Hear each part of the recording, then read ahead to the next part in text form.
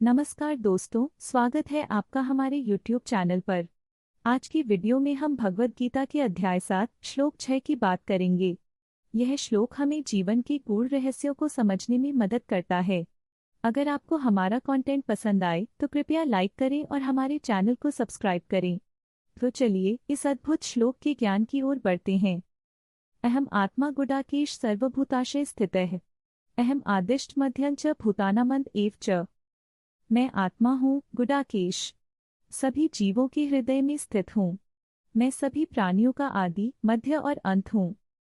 भगवद गीता के इस श्लोक में भगवान श्री कृष्ण ने यह बताया है कि वह आत्मा के रूप में सभी प्राणियों के हृदय में निवास करते हैं। वह सभी जीवों का आदि, मध्य और अंत हैं।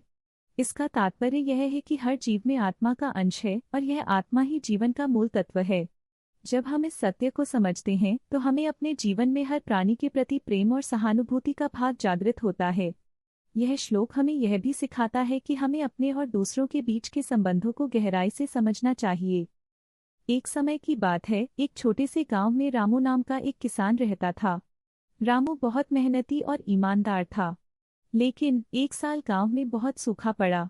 फसलें बर्बाद हो गईं और रामू के पास खाने के लिए भी कुछ नहीं बचा। रामू परेशान था। एक दिन उसने अपने मित्र श्यामू से कहा, श्यामू, मैं बहुत चिंतित हूँ। अब क्या करूँगा? श्यामू ने उत्तर दिया, रामू, हमें भगवान पर विश्वास रखना चाहिए। वे हमारे भीतर हैं, हमें मार्गदर्शन करेंगे। रामू ने सोचा, भगवान तो सभी जीवों के भीतर हैं। अगर मैं दूसरों की मदद करूं तो शायद मुझे भी कुछ सहायता मिले। उसने गांव के सभी लोगों को इकट्ठा किया और कहा, दोस्तों, हमें एक दूसरे की मदद करनी चाहिए। हम सब मिलकर एकत्रित प्रयास करें तो शायद हम इस कठिनाई को पार कर सकें। गांव वालों ने रामू की बात मानी। सबने मिलकर एक तालाब खोदने का निर्णय लिया। उन्होंने एक दूसरे का हाथ बटाया और कई दिन की मेहनत के बाद तालाब तैयार हो गया। बारिश हुई और तालाब भर गया। अब गांव के लोगों को पानी मिल गया और फसलें भी उगाने में मदद मिली। रामू ने समझा कि जब हम सभी मिलकर काम करते हैं तब हम भगवान की आत्मा के रूप में एक दूसरे के अंदर के प्रकाश को पहचानते हैं। उसने कहा, श्यामू, तुम सही थे। भगवान हम सबके अंदर हैं। इस प्रकार रामू ने इस कठिनाई से पार पाया और गांव में एकता और प्रेम का संदेश फैलाया।